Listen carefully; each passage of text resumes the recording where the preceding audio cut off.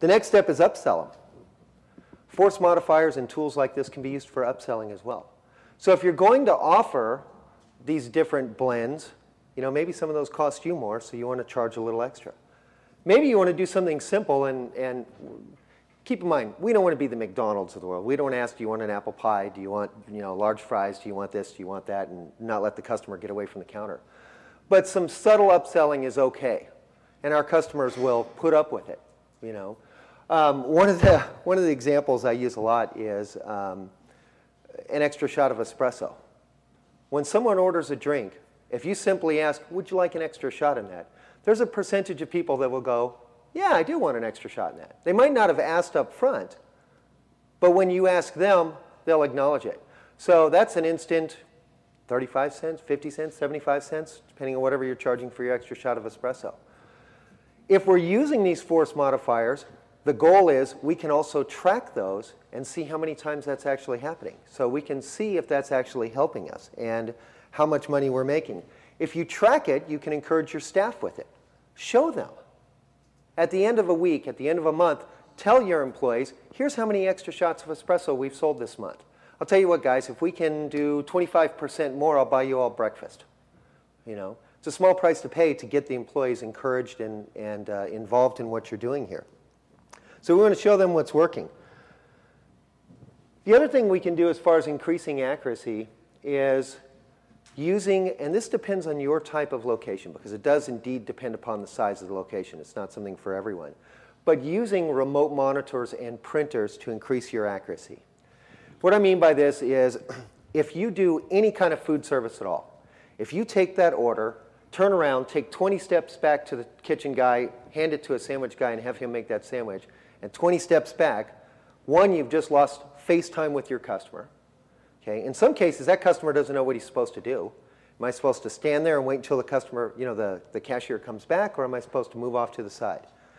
The other thing is we all know it's not 20 steps back, hand the slip, and back. It's 20 steps back and, hey, remind me to tell you what happened last night, and I saw so-and-so, and now we've got a 5-minute conversation in the kitchen, and no one's staffing the front counter. Okay? Same thing when we're talking about baristas. Depending on your store, you may have a monitor or a printer that tells the barista exactly what to make. So we're eliminating some of that verbal communication. Okay? We don't want to take away from the ambiance of your store if that's what you're going for, but we do want to make sure that the barista is hearing exactly what's said. You can still call out an order, but have them double check it against the receipt that they're supposed to make. Because anytime you make a drink wrong, anytime you make product wrong, you've stopped your whole process in the store, you've caused problems, and potentially lost a customer and at least some money. Okay? So some of these remote monitors, printers, items like this allow you to better control what's going on in the store. If your baristas are more accurate because they're making the drinks properly instead of mishearing what the cashier yelled out, that's helping your sales. Okay? The other thing that can come up there is just, I'll touch on theft real briefly, is this is something that you take from the restaurant world. In the restaurant world, you don't make it unless you have a tag or a slip or a monitor showing it. You just don't make the product. If someone comes back and says, make me this, you don't do it. You have to have a slip.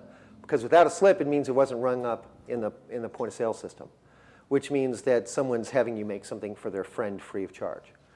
Now, in a lot of coffee shops, there's only one person working anyways, or I'm working the register and the machine, so that doesn't really help there. But if you've got a larger shop, if you've got 2 or 3 people working on a daily basis, set that as a rule. Nothing's made unless it actually shows up over there. That needs to be a hard and fast. There's no exceptions to it. Not even for you, the owner. Please, don't circumvent your own tools there and tell your employees, just make it, I'll ring it up later. Just go ahead and ring it up for them so that they have some proof that they were supposed to do that. That will cut your theft and the free drinks going out the door to your employees' friends dramatically. The other thing, and this is something I really appreciate when we're talking about computerized systems, is knowing your product better. And again, this depends a little bit on your store, but I have gone to places where I've asked them a question about the menu, and maybe it's something that's not ordered often, and the person at the front counter has no idea what I'm talking about. They're like, really? We carry that? It says that on our menu? Then they're turning around and trying to find someone to ask. If you have a screen with everything in front of you, you know your product better. You know exactly what's there. This gets into the training as well. When you hire a new person to work that front counter, if I ask them about a drink, hey, how's your s'more special made? You can have the recipe right there as far as what goes in that, okay? And that allows that employee to instantly be an expert in what's there. Sandwiches, specialty drinks are all the same. All of that can be displayed. That allows the order taker to know exactly what's going on from an order standpoint when a customer asks a question. How many of you guys are doing coupons, marketing, mailings, things like that? Some people, you do discounts for fire, church, police, school, employee, all that kind of thing? Okay. It's pretty common out there. The questions that we have is, if you're using them, we want to make sure that your specials are appealing to your type of customer. I don't think any of you really want to be the discount shop in town, the person that people only go to because you're the cheapest place in town. Maybe so, and there's nothing wrong with it, but usually you don't have very many of those in any one place. So what we want to do is we want to talk about effective coupons, effective discounts. And that leads into, of course, tracking those things and knowing what that is. We want to actually track these things that are working. So when you put out an employee discount, we want to know how many times the employees are doing that.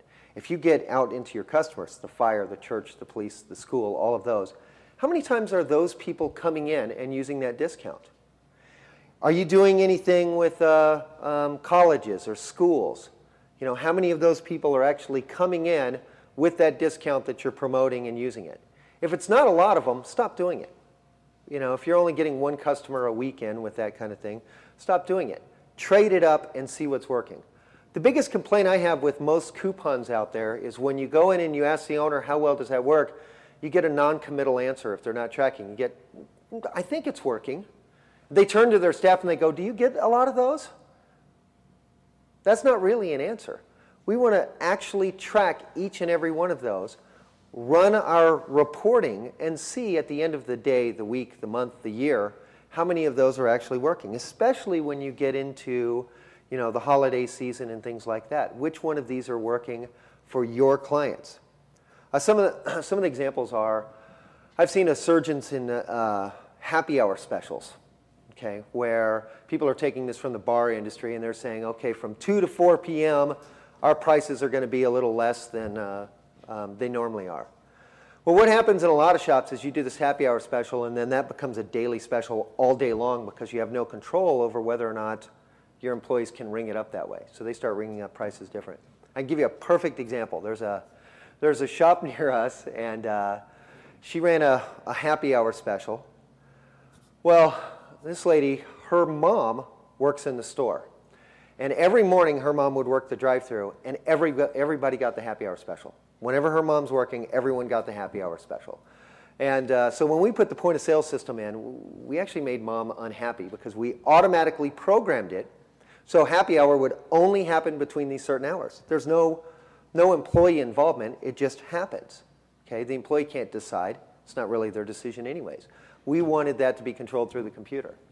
So what we did, because mom complained, was we actually created a discount called Mom's Discount that she could use anytime she wanted.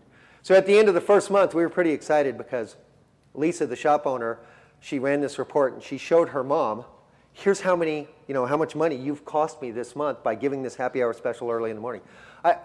I'd love to end the story with mom woke up and said, oh gosh, I'm sorry, but that's not the case. Mom actually just said, I don't care and I'm going to continue to do it. But the point is that Lisa now knew how much money her mom was giving away as opposed to just wondering. Okay? At least you can plan for it and track it. And that's what we want to do with these kinds of technology. How many people are using social media right now? Foursquare, Facebook, Twitter. I see one hand, two hands. Okay? You all should. Here's the reason. It's free. It doesn't cost you anything. It's the cheapest marketing you can get into, and it's simple to set up. If you're afraid to set it up, ask someone in your store. Ask one of your employees. I'll bet you they're already on Facebook. Okay? There's 500 million people using this thing. But the key is, every day on our Facebook page, I see specials.